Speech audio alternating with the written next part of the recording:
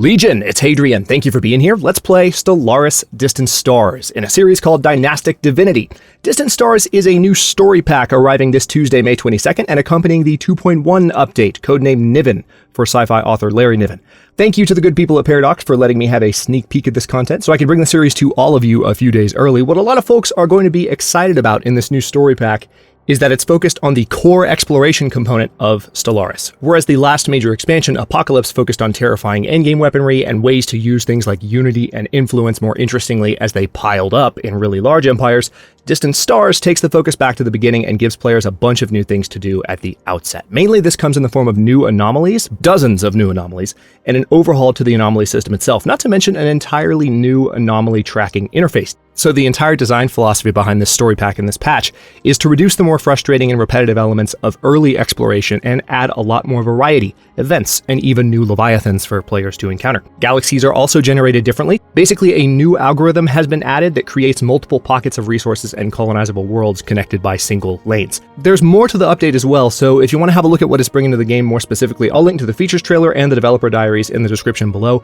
But the reason this is such a rewarding and exciting moment for me is that when it comes to strategy games, as a lot of you know, I'm all about the immersion and emergent storytelling aspects. The idea that Stellaris' sense of mystery and discovery is getting an entire story pack and patch dedicated to it is like a dream.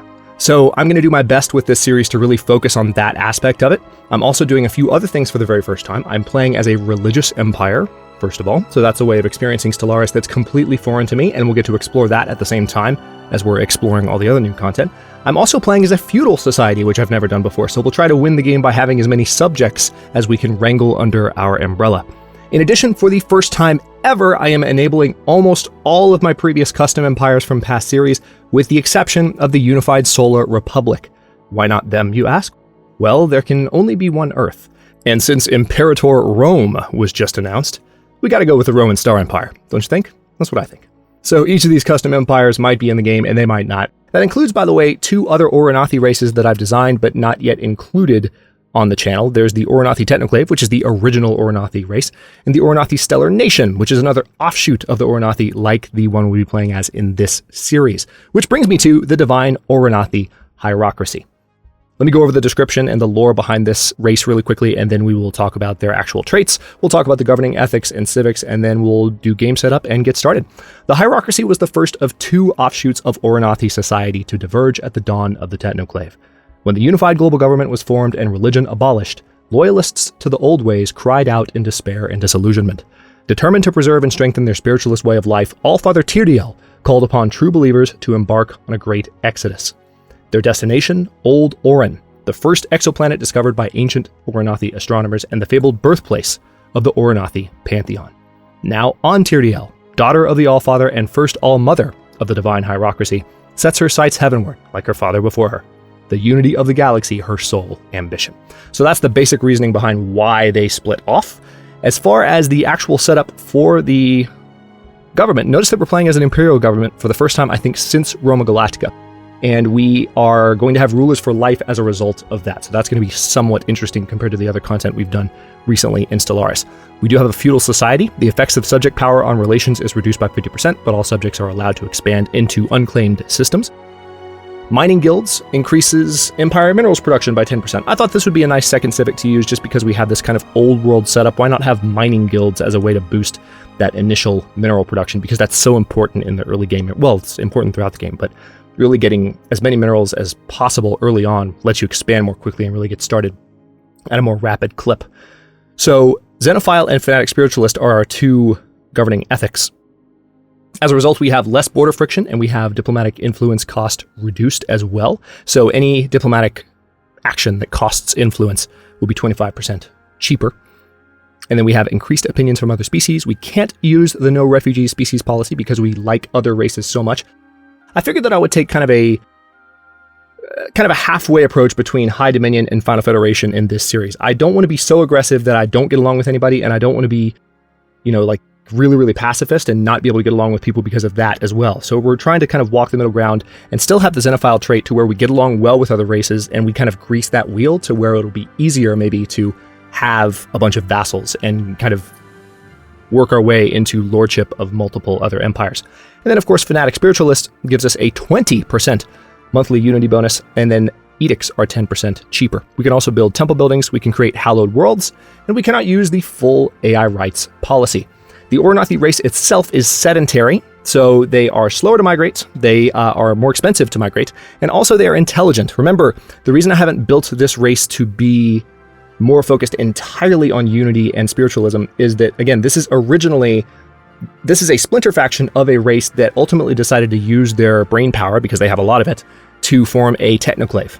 So this is the subset of society that said, no, we want to stick to the old ways, we want to do our thing, even though we know we have this intelligence. So they are intelligent, they have better research, that's why we're not going with, say, traditional. And we might be able to gene mod in tradition later on, but for now, we're just going to go with intelligent. Adaptive, they're of course 10% better on habitability across all planets, and they're slow learners, so leaders have less experience gained by 25%, in fact. So that's the setup for the species.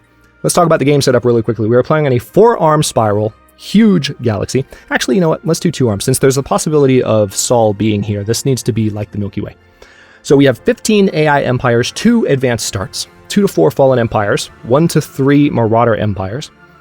And then the tech tradition cost, in the spirit of continuing to experiment with this for just pacing of content on YouTube, I've done 2 things. We've lowered it to 0.5x, which, remember, Final Federation was 0.75. So this is still a little bit faster than Final Federation, but the mid-game start year and end-game start year have also been tuned down. Rather than being 2300 and 2400, it's 2275 and 2350. So we'll have to see kind of how that affects things. We're just going to keep playing around with that as we go. And then habitable worlds, primitive civilizations are at 1x. Crisis strength is at 1.5x. Again, that's kind of to compensate for the fact that we have this higher tradition, or this more rapid tradition cost. So we'll be getting both traditions and technologies faster, and that might give us more ability against the endgame factions, kind of like what you saw with the, well, High Dominion wasn't using increased tech speed, so we just kicked the Brethren Scourge's butt, period. But like, but I mean, that just happened. But like, we want to make sure that it's balanced to where by the time an endgame threat shows up, we're not like ridiculously overpowered and it's boring. You know, we want it to still be challenging but fun at the same time. It's all about that balance for me, right? So we have captain difficulty, we have scaling difficulty is off. That's a separate setting now. You can turn that on and off, which is quite nice. AI aggressiveness is normal. Empire placement is random. Advanced neighbors are off, thank God. Hyperlane density is at 1, and then I've reduced abandoned gateways to 0.5 and wormhole pairs to 0.75x. And with that being said, let's go ahead and jump in.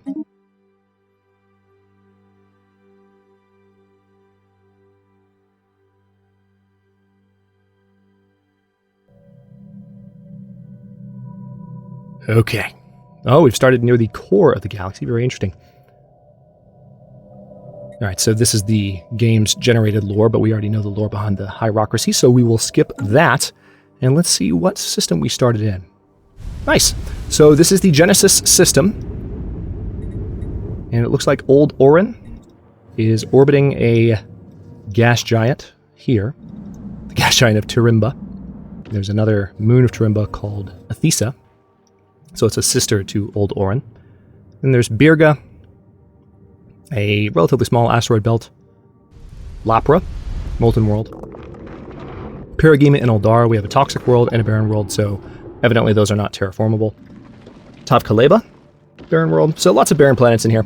And then another gas giant back here, Bikanda, Tentramoda, Ventaraga, Yaldira. I'm doing this because part of me wants to see if there's anything new that's been added just to planet types, or just to make the actual experience of discovering your solar system any deeper. I don't believe there is, but anyway, so that's our solar system. And again, we're very near the core. So let's go ahead and have our science ship strike out. We're going to leave the game paused while we give these initial orders, but why don't you first just check that dead end system for funsies, and then let's see what would be the fastest thing to do. There's a trinary, or a binary system near us, as you can see, and a trinary right next to it. That's pretty cool. So let's go ahead and give that order, and I will give survey orders when I'm feeling a little bit more confident about where I should survey first, because I want to find colony worlds first and foremost. And also note that we can't see the hyperlane network until we actually scout it. That's another change that's been made. in 2.1, which is really cool. So let's also take our construction ship. Well, do I want to build... Maybe I don't want to build any particular outpost just yet. Let's take a look at research and see what our options are. Then we'll go back and maybe look at mining stations once we've designed ships. So we have physics lab, energy grid, and power plant 2. I'm going to go with physics lab first, so we can go ahead and have that upgrade ready for us.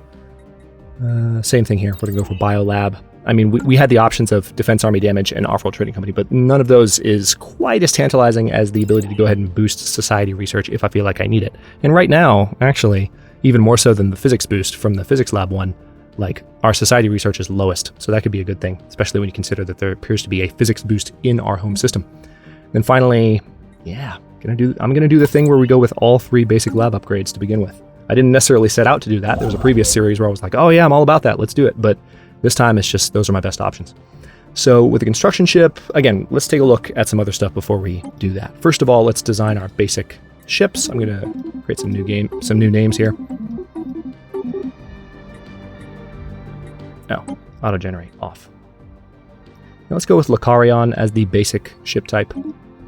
And then laser, I'd rather have the laser on the front, just as a design principle.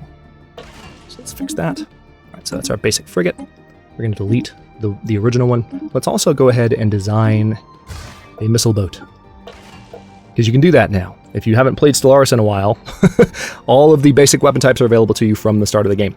It's a little bit different than when the game launched. There's a lot different, but it's cool. Just took some getting used to. Also notice shields and armor, both available. Okay, and then let's do a laser for the small weapon there. Very good. We want to auto upgrade, and actually I like Hasarion.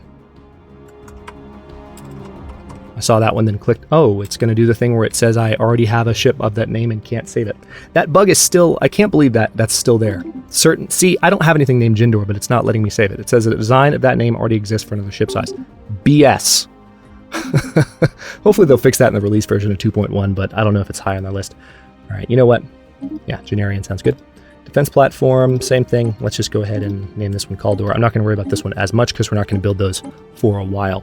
We've got those basic ships designed, and let's hop into our fleet, and we're going to refit this to the Lucarian class and build that up to where we have a total of 5. Now let's take a look at Old Orin itself. This is a 20. Nice. That's actually a pretty good start.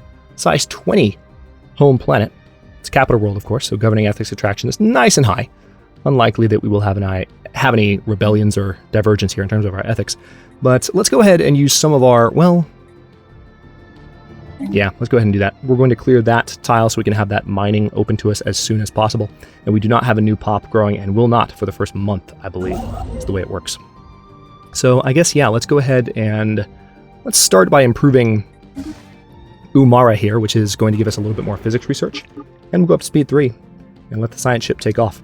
Notice that the level of the science ship is now shown on the outliner.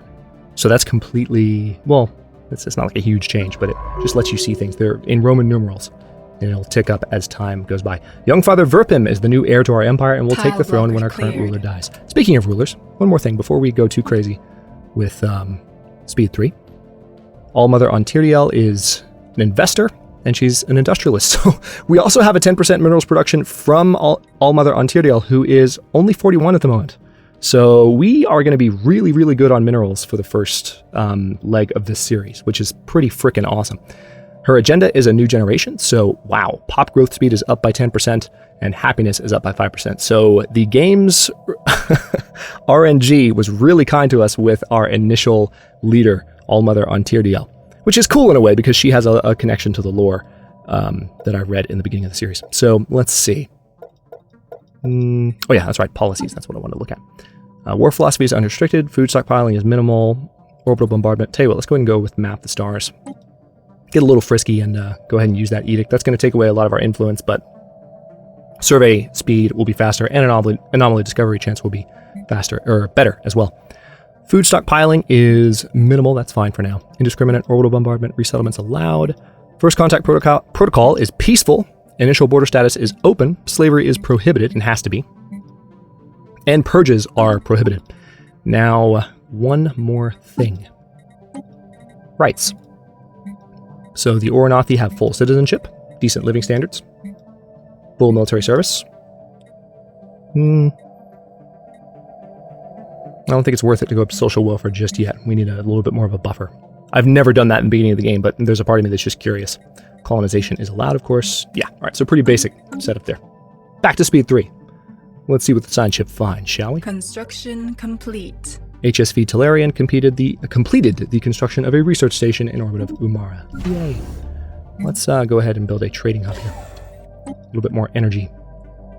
And we do have enough to go ahead and get this mining station going. Let's do that next, and then we'll do the energy mining station after that, which we should have the minerals for pretty soon. Okay, we've got a tropical world right next door, so we're going to survey right now. I used control shift click there, for those of you who aren't familiar with that. Talk about this a lot in my series, but I'm always conscious of the fact that there might be new people watching. Complete.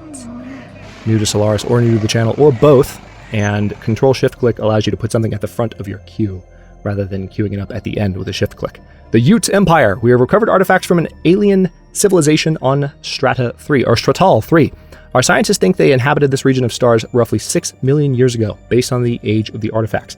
The aliens called themselves the Ute and appear to have been very large and flat arthropod analogs. It seems a single individual could reach a length of nearly 100 meters as an adult, and it was apparently exceedingly rare for more than 2 or 3 Ute to travel aboard the same starship. Interesting. Log updated. The discovery of alien life. The HSV Commodore has made a startling find on Stratal 3. The planet is teeming with alien life. For the first time in history, we have encountered life forms that did not originate on Old Orin.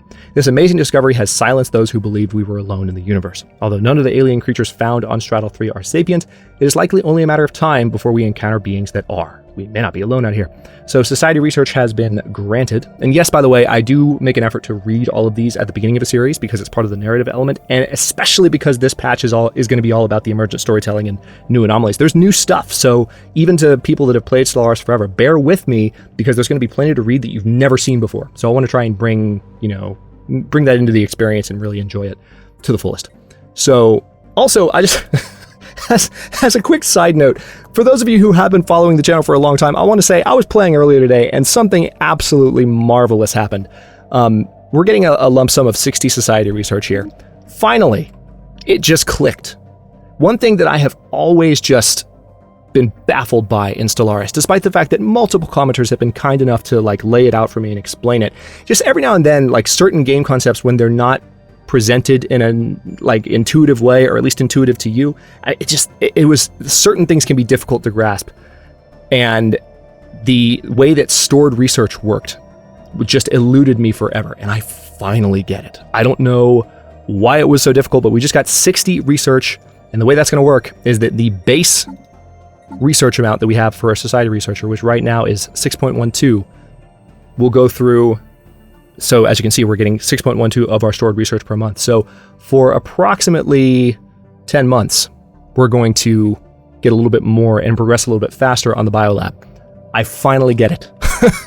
Hallelujah, right? So back to speed 3. That took me way too long to understand. I've been playing Stellaris for a long time, but it's just one of those things. All right, so we need to get the mining station built. Let's do that. Also, where's our first pop coming in here? Because we do need to go ahead and get a... There's not an autoton monument. The temple is what we build instead. Let's go ahead and move you so that you can be going over the right tile. We'll put a temple there as soon as possible. First tradition.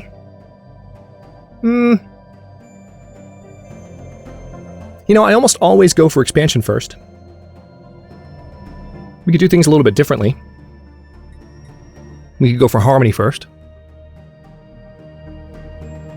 This would immediately improve pop growth speed by 25%, which would still help with expansion. And harmony is probably, I would guess, going to be important to the first factions which pop up, which are likely to be religious. So why not? I mean, maybe not. It might be an alternative faction, but let's do harmony first. So pop growth speed increased by 25%. We could also go discovery first, but that would be something that the technoclave would do more, right? So we found a tropical world here, and we're still exploring in Stratal 3. By the way, the Anomalies tracker is here in the situation log. we'll take a look at that when there's actually an anomaly to explore, which hopefully will be soon. This is a pretty decent sized system. You would think we'd find one here. Maybe, maybe not. Construction complete. So this is a Class F star that we've explored. Straddle 3 is very likely to be our first colony. Oh, we found an anomaly. So again, anomalies can no longer be failed. If you missed that in the patch notes, whether you looked at them just now when you watched the beginning of the video and you wanted to know more, or you maybe just have been following the development of this latest patch, regardless, you can't fail anomalies anymore. But if you run into an anomaly that's very, very hard, it's just going to take you forever and a day. See, this one's going to take over a year, like a year and a half, pretty much, to study. So that's why you can go ahead and leave that one be for now. Once this scientist has leveled up, we'll be a little bit better. So this tropical world, it's a 16-slot tropical world with Betharian stone. Excellent, and it's right next door. All right, so that's a good start. I'm liking it. So let's go ahead and send the construction ship there so they can build a starbase as soon as possible. System survey complete. Nice, fully surveyed. And this is another anomaly. We by chance, we stumbled upon a faint alien signal during the survey of this planet. The source appears to be a small object in orbit. The signal contains no message. Could it be a distress transponder? This one's still going to take 134 days, but let's go ahead and research it just for the sake of giving this science officer a little bit more experience. All right, good. First starbase is going up now. Just got the 75 influence that we needed. Granted us new wisdom. Oh no, not the spirits. Oh man, the Total War player in me just hears the guy in the background going, "The spirits have told us that the treasure stores are wanting," or whatever that line is. The spirits have noticed. That's what it is. The spirits have noticed. Sorry. I just love that there's lines involving what the spirits are telling us in Stellaris. Physics Lab 1 is done. So now, research speed +5. Is there any reason not to go for that next? Nope, there's not. Let's do it. I mean, those other options were decent, but what I love to do in Stellaris, and I think this is a fairly common strategy, is the things that are going to benefit you for the entire game, like you want to get as soon as possible. So changes to growth rate, changes to research rates, things that can help you, the whole time, you want to start as soon as you see them. All right, the mummified remains of a single individual belonging to a previously unknown mammalian species have been found drifting in high orbit over Straddle 5. The being is dressed in what appears to be a flight suit, complete with a helmet, and maybe a fighter pilot that ejected in some ancient battle, only to be forgotten and left behind. Our study of the corpse has provided some interesting data. So that's an existing anomaly. That one's been around for a while. The tragic fate. We got some society research from that. And as a result, we're almost done with this first biolab, which is nice. Looks like we're done building our station here as well. So let's see. Yeah, our mineral income is nice. Like, we're not worried about that at all. I'm not going to worry about building the research station on Straddle 3 because we're going to colonize that world in a bit. The spirits have granted us new wisdom. All right. Biolab 1, I'm going to chuckle about that for a while. I apologize. If you've played Total War games before, you can chuckle with me. But planetary unification, monthly unity +2, or the Hollow Temple, which, that's a lot of extra unity. Pop growth speed +10%. All three options are good. But we already have a pop growth bonus from our leader. I think monthly unity +2 needs to be what we go for first. Plus, again, what's the other thing we get with that? Additional edicts, campaigns, so the energy-based edicts are also unlocked. Have granted us new wisdom. Right, engineering facility is also done. So let's see, faster buildings. I think that's probably the way to go, so that we can, since we're going to be colonizing relatively soon. Our mineral income is ridiculous. This is nice. Okay, let's go ahead and get this temple built. Tradition available. Let's see, unrest reduced by 20%, governing ethics attraction increased by 25%. Or leader lifespan increased by 20. Let's go ahead and go for the greater good so that we can move towards the utopian dream and get the paradise dome. That'll help with our unity production. All right, so the science ship's way out here hasn't found any other colonizable worlds just yet. They're just kind of looking around trying to spot one. And hopefully we'll find more in this area down here. Right now he's just traveling as fast as he can, going from star to star. So here's a binary system, by the way. Oh, check it out. Look at that. It's a pulsar next to a class. Well, I don't have the information on the class of that star, but because of the environmental hazard, there's shield notification in this particular system. And then a trinary star system. Look at this. Sogo, right? Is that Sogo? Or Soao? Yeah, Soao. Swow. Let's say Swow. Let's call it that. Is here. That's a 3-star system. And of course, we have a black hole, the Zucanis black hole here. I really am going to do my best. With recent Stellaris series, I've been a little bit more streamlined in the opening of each series, and I haven't really taken the time to appreciate, by the way, check out the ice asteroids. Look at them. Asteroids that are farther out will automatically have ice on them. Pretty cool. So, no ice. Ice. But yeah, I want to take a moment just to appreciate all the exploratory components because, again, that's what this story pack is all about. Okay, so again, we're not going to worry about the research station here because there's no point. We're going to use minerals on it and then we're going to colonize it. It'll disappear. Old Orin has finished its surface construction queue. Very good. Let's go ahead and do, well, tell you what, let's be a little bit unorthodox. I'm going to go for a biolab one here, even though the slot is an engineering slot. Where we need the most help is with society research. All right, Temple's about to go up, so Unity's going to jump with that as well. Or just did, rather.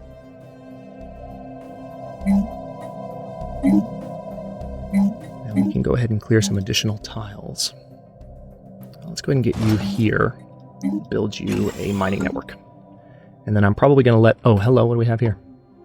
An alpine world. Nah, it's not as good, but we're still going to survey it. Because it's habitable. And you never know, there might be a bonus that actually gives you... that makes it a little bit easier for us to colonize. Our preference is for tropical planets.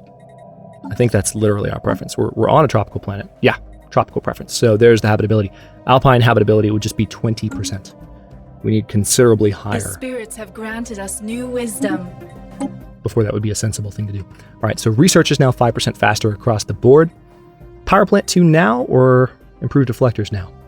Let's go ahead and do power plant 2. It's fast, relatively. Also, let's check our researchers. We have an adaptable researcher in society, Galdrig Den Vakor.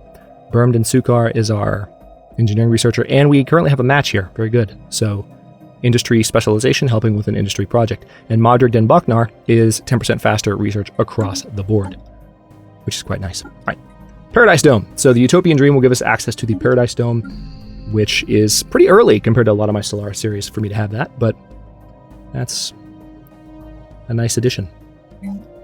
I can put it on any tile that I want, really. Matter of fact, I'm going to go ahead and throw one down now. And again, I do need to wait for a second so that minerals can pile up for us to get this colony started. We need how many? 300? That's what I thought. We'll probably land the colony ship, I would say on that food tile. Yeah, I think that makes the most sense. Either that or on that energy tile.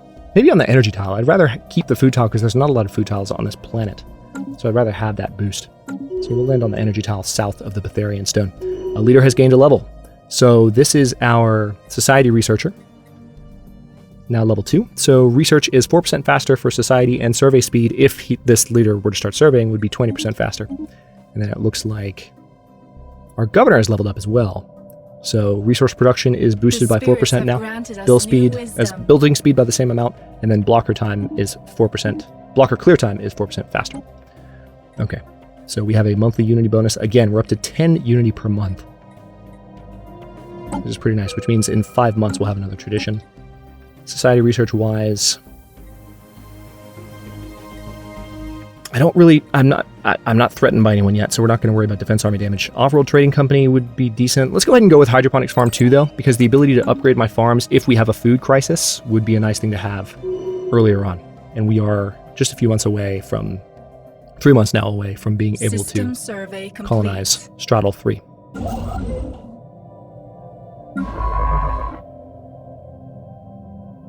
Okay, tell you what, let's go ahead and survey that system as well. And then I want you to continue to explore in this direction. There's our new tradition. We're still looking for colonizable worlds, and then I'll get the ship surveying a little bit more later on. So, by later on, I actually mean quite soon, but we're looking for a few more planets nearby, if we can find them. Mind and body, by embracing a combination of new meditation techniques and healthier eating habits, a large segment of our population enjoys a greater life expectancy than ever before. Governing ethics extraction increased by 25%. I mean, either of these, really. I'm just moving towards my first Ascension perk, so we'll go with Kinship.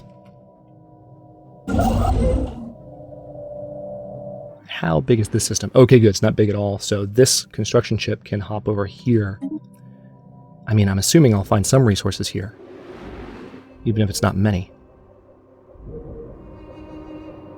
Come on, something on Holden 1. Okay. And then maybe some energy on Holden, the star itself, maybe? The spirits have granted us new wisdom. Yes. Well, that's not the most productive system, unfortunately. All right, let's have the science ship keep looking around. Power plant 2 is done. Colony development speed, that would be a good upgrade to go ahead and get. So would survey speed improvement. All three of these are good options. Let's go ahead and do faster colony development speed, because if we do that now, and if it's done... Complete. Oh, hang on. We've been ready for this for a while. Got distracted, I guess. Looked at something else. So, yeah, we're going to land you here. Because there's plenty of energy production, especially considering the Betharian power plant on that planet. Yeah, and we have these upgrades we can do here. All right, where is our next citizen growing in? Okay, right there on those minerals. Very good. I'm going to go ahead and order another Corvette.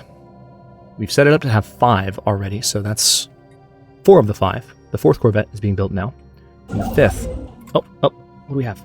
Yay! Another tropical world. Survey that system, Our please. ships have been improved. Task Force Marasma has been fully upgraded. All right, scientist Madrig Den Bachnar has leveled up. That's good. So has... All right, so all of our core scientists have leveled up, and also our Bakrig Den Palash is our scientist on the HSV Kabandur. Anomaly found. The geoscape of Pesh 3 is dominated by what appear from orbit to be silvery metallic crystals of dimensions never before seen. This is a new anomaly. From orbit, they eerily resemble skyscrapers. Closer study is warranted. So this is routine research time, 89 days. Let's go ahead and research it and have a look at that, shall we? All right.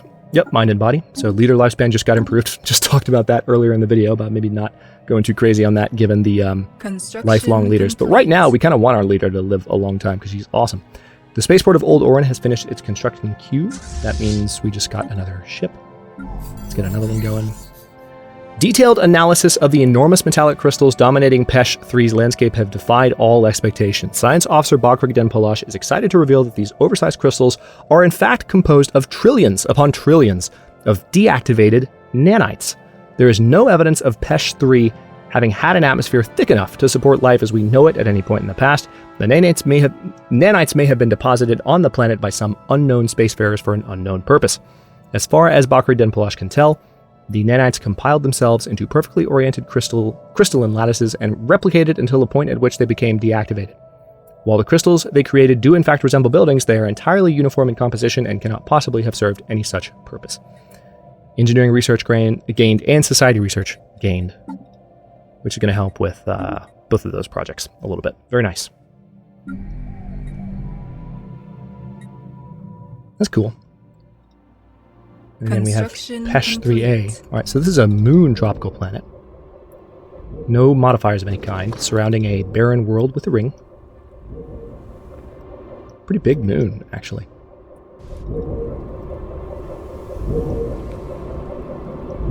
This game is gorgeous. All right, so it might be good to go ahead and establish my 3rd starbase here rather than doing it here first. All right, the colony ship is on the way.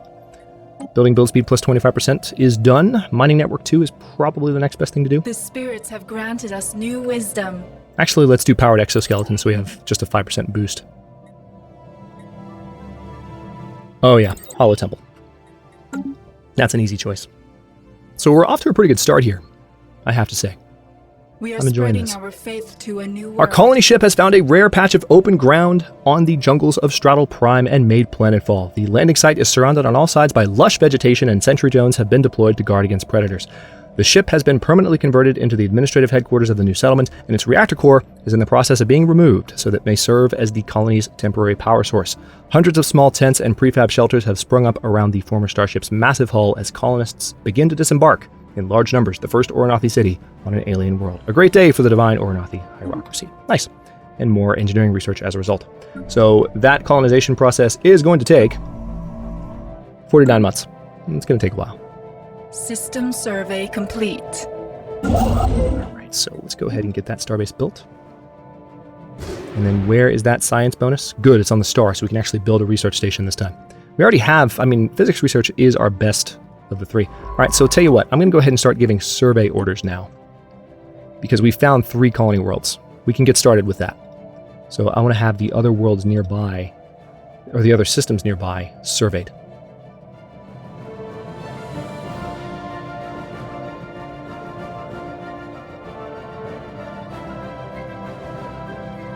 Okay, can't quite get to that one. We'll get to it later.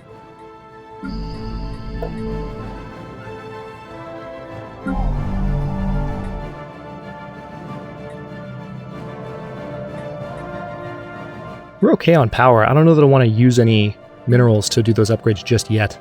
I'm also really good on energy. Let me go ahead and clear those blockers, and then we can start using our energy on edicts. See, I can use my minerals to go ahead and launch the colony ship for this world right now. Ooh, this is a little bit tougher. Where are we gonna put you? I guess I can drop you right there. I don't like that. Not a great colony location, but we'll go with it. We've got a lot of blockers to research. There's always the Ascension perk that gives us the completely, or at least does it give us all blocker clearing abilities immediately and then make them cheaper, or does it make researching them cheaper? I don't remember. Let's have a quick look. Mastery of Nature. Clear blocker cost minus 33%. Yeah, we still have to research everything. I think they changed that in the 2.0 patch. Complete. I believe. Okay.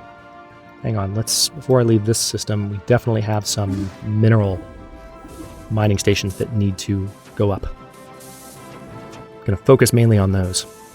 But I also have to keep an eye on my energy. Alright, minerals plus 5%, very good. Let's go ahead and go for afterburners, which we might be able to add to our ships pretty soon to make them faster.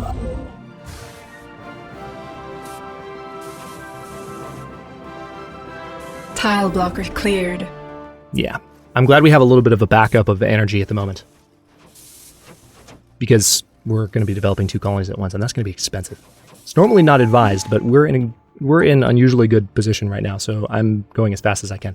Bulwark of Harmony. Nice. So shipyard build speed increased by 33%, and the fire rate is increased by 15% for ships within your borders. So our first Ascension perk in the first episode. How about that? Let's go ahead and pick one out. Interstellar Dominion would give us... So this would make it easier to expand, basically. Starbases cost less influence, and so do claims. Technological Ascendancy would make us even faster in that regard. Ooh, this is new. Consecrated Worlds. So this must be for Spiritualist Empires. Unlocks a Planetary Edict, Consecrate World. This is a planetary edict that lasts for 100 years and increases pop happiness, increases Spiritualist Ethics attraction, increases pop growth speed, and boosts Unity generation. So it's just an edict for any planet, I guess? 1 vision, monthly Unity bonus, and governing Ethics attraction plus 50. That's tempting from a role-playing standpoint. Mastery of Nature is also tempting because we have a lot of blockers to clear. That might be the one to go for, also from a role-playing standpoint. And we get land clearance. Imperial Prerogative gives us more core sector systems. Executive Vigor makes edicts last longer. Transcendent Learning improves leader level cap and empire leader capacity. And Shared Destiny makes subject integration influence cost a lot cheaper. So we'll probably go for that one eventually. As a matter of fact, I probably won't go for that now because I don't have any subjects to worry about yet. But let's go for Master... Well, hang on. Let's do Mastery of Nature.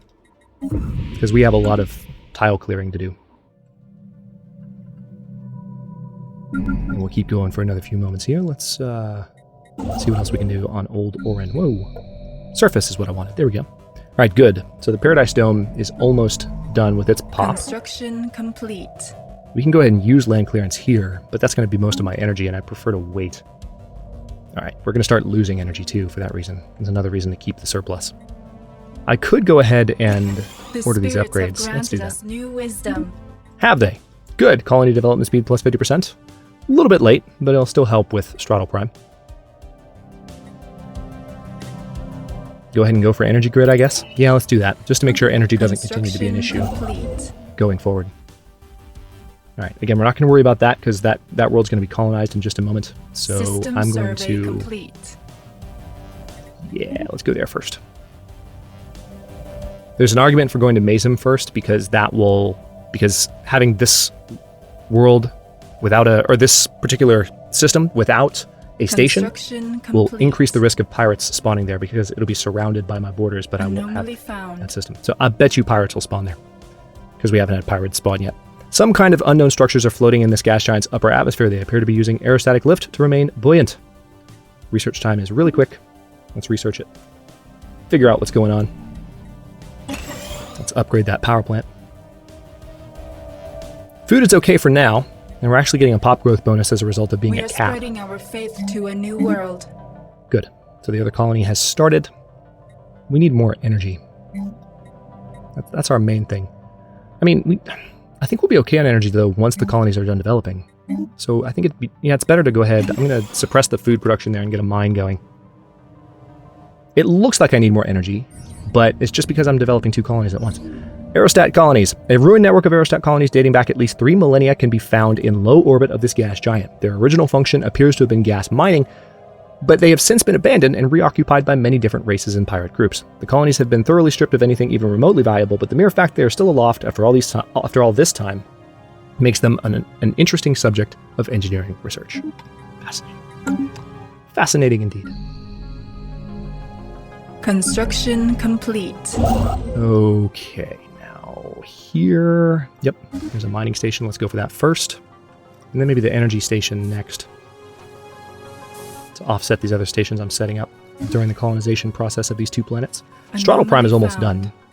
Ooh, that was challenging. A small and otherwise insignificant moon orbiting this gas giant appears to be on a trajectory that will soon result in a collision with its primary. Leave B for now.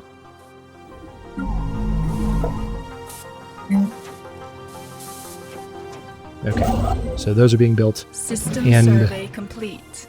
Good. Straddle Prime is done, and our energy deficit is gone as well. Why don't we go ahead and get that mining station queued up then? And Straddle Prime, I need to see what I can do. Oh yeah, that's right, because we didn't go with... I don't have my extra citizen. I'm so used to having that, because I start with expansion normally, but I don't this time. Okay, well, I'm going to put you here. Construction complete. And we do want to have a temple for you as soon as possible, and a Paradise Dome for the next citizen. So it's going to take a second to build up to the right point. I'm amazed we don't have pirates yet. By the way, can I just say, like, where the hell are the pirates? Have they? Hollow Temple. Okay. Oh, nice. Alien Zoo. All right, what do I need to get rid of the most? We have 2 of each here. And 3 dense jungle. So dense jungle probably needs slight priority. Let's go ahead and go for that one. That'll be done in 53 months. Faction! Nice! Committee of Spiritualists. Okay, this helped us. Check out our influence gain now because we're already harmonious. They call themselves the Committee of Spiritualists. Their members support spiritualist and conservative values. A disgruntled faction will be a source of trouble, but one that approves of the government's actions could prove useful. Looks like they approve. So they want pious polity. Having spiritualist values can be reflected in our empire governing ethics.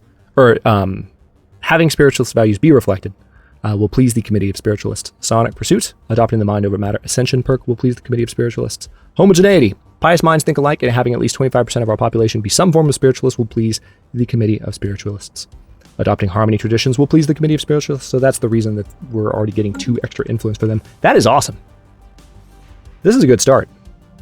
I'm liking it. I mean, we might be surrounded by hostile empires and about to die, but it at least feels good for now. Construction. Raise your hand if you know how that feels. This is a great start. Oh, just kidding. Map. Oh, hello. Declare Saint. Ooh. Do I want more unity for 11 years starting right now? Do I want Map the Stars so I can keep surveying quickly? I feel like our unity's also been already been pretty fast. Let's stick with Map the Stars. Let's stick with it. And then let's go ahead and get a starbase built around Mazem so that we can eliminate the possibility of pirates. I bet you pirates will spawn there before the starbase is done building, because we're due. Like, we're overdue for pirates, in fact. I'll bet you anything. Hang on, let me go ahead and hire an admiral, because we're going to need them soon. Ooh. Ooh, decisions. This is a young admiral with fire rate and sublight speed bonuses. I like that idea. Or a somewhat older admiral with better experience gain. Let's go with Baramden Adazga. I like the fact that they're young. I can have them for a while, and they might be particularly powerful by the time they are dead. And I'm having to fight some neighbors, maybe. The spirits have granted us Seems like a good idea to me. Global energy management. Capacity overload, energy grid. Okay. Let's... I don't have any particular use for those right now. Our energy situation is good. But... yeah, I think... I'm going to go ahead and do the fusion reactor before I do automated exploration, just because I want that in place. I tend to research that fairly early. And holy crap, it looks like we're going to get this station done. Construction complete. Done! I love it. Okay, well, that's very nice. Tell you what, let's get the mining station built first. Mining station built there too. And then as soon as possible, we'll get a station built there. Let's pause for a moment and take a look at the anomaly screen for those of you who are curious about it. This is what it looks like. So you can switch between different anomalies that are different levels. It tells you how challenging they are, how long they would take, and you can change scientists as you're used to as well. Speaking of changing scientists, I will probably build in the beginning of the next episode a new scientist and a new anomaly found construction ship. Sounds like a good idea. Is she saying anomaly? I think she is. I keep hearing anomaly. We are picking up life signs coming from somewhere within the interior of this asteroid. This definitely warrants a closer investigation. Research it then. If you want to investigate it so badly, why don't you go ahead and do it? Why do you got to ask me every time? Just automatically do it. That should be a setting. No, I'm just kidding. I like actually seeing the stuff that's going on. And that's why they designed it that way, I'm sure. Amazingly, while conducting their survey of JQQ1PN98, the crew of the HSV Commodore picked up several life signs coming from within the asteroid. There appears to be a colony of large, burrowing, worm-like lithivores within the rock, which has been riddled with tunnels. These unique life forms have somehow adapted to life in the coldness of space. These creatures should be studied. Where are they? So they're here. This asteroid has a bunch of worms in it. And it's where? Oh, right here in Revok. Right next to the Genesis system. Cool. Revok is a Class G star center. There you go. It's a big system.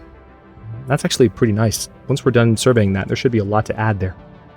Okay, so I'm going to keep things paused because we're about to wrap up. Let me take another look around. Here, let's go ahead and upgrade the building here so we have a better Unity input or Unity income there. We're 1 month away from another policy, so I'll make that decision in the beginning of the next episode.